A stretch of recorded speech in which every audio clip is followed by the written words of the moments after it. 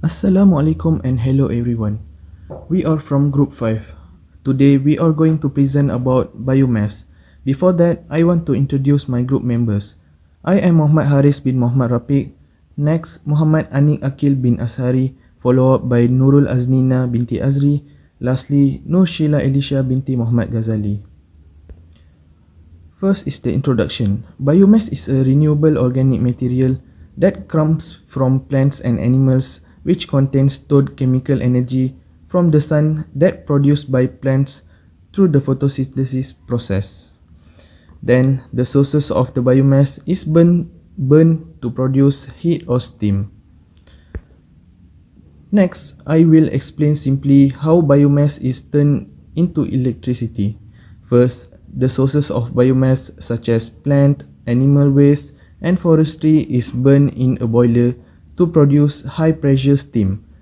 Then, this steam flows over a series of turbine blades, causing them to rotate. The rotation of the turbine drives a generator, producing electricity. Okay, so for the second slide, I would like to explain more about principles of biomass energy. The first one is the energy stored in animals and plants come in the form of carbohydrates including starches, sugars, and cellulose. One technique of harnessing energy from organic matter is by producing biomass energy. The second one is biomass in itself contains chemical energy. So when you burn wood, which is a biomass fuel, the chemical energy inside releases as heat. It can also be used to produce steam, which can be further used to generate electricity. The third one is biomass is a clean, renewable energy source. Its initial energy comes from the sun, and plants or algae biomass can regrow in a relatively short amount of time. The last one is the carbon cycle takes many forms. Biomass contains energy first derived from the sun. Plants absorb the sun's energy through photosynthesis and convert carbon dioxide and water into nutrients. Continuing to our next subject, which is the materials used for the biomass power plant, which is also called as the biomass feedstocks. The biomass feedstocks include dedicated energy crops, agricultural crop residues, forestry residues, algae, wood processing residues, municipal waste, and wet waste. The dedicated energy crops are a type of non-food crops that can be grown on marginal land specifically to provide biomass. Next is the agricultural crop residue. This includes the stalks and leaves. Examples for these agricultural crop residues are the types like husk and cobs. After that is the sorted municipal waste. This includes mixed commercial and residential garbage such as yard trimmings, paper, and food waste. We are continuing that with the requirements for the biomass energy.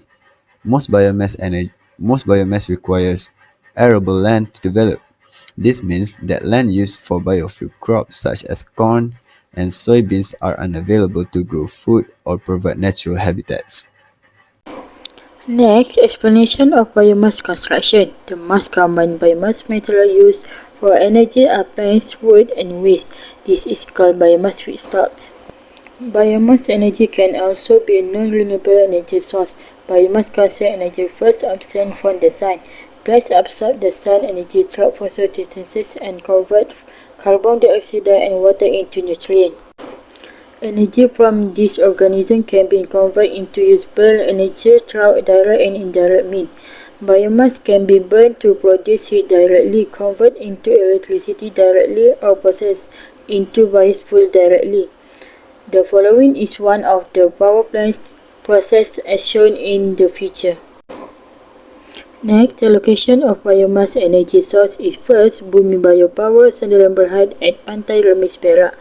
Second, Recycle Energy Sendaran Berhad at Semenya Selangor. Third, DHH Bioenergy Sendaran Berhad at Tau Sabah. And the last one is Jana Landfill Sendaran Berhad at Seri Kembangan Selangor. Lastly, the reference. We took and gathered information from variety of websites such as Wikipedia and YouTube videos. That's all from us. Thank you.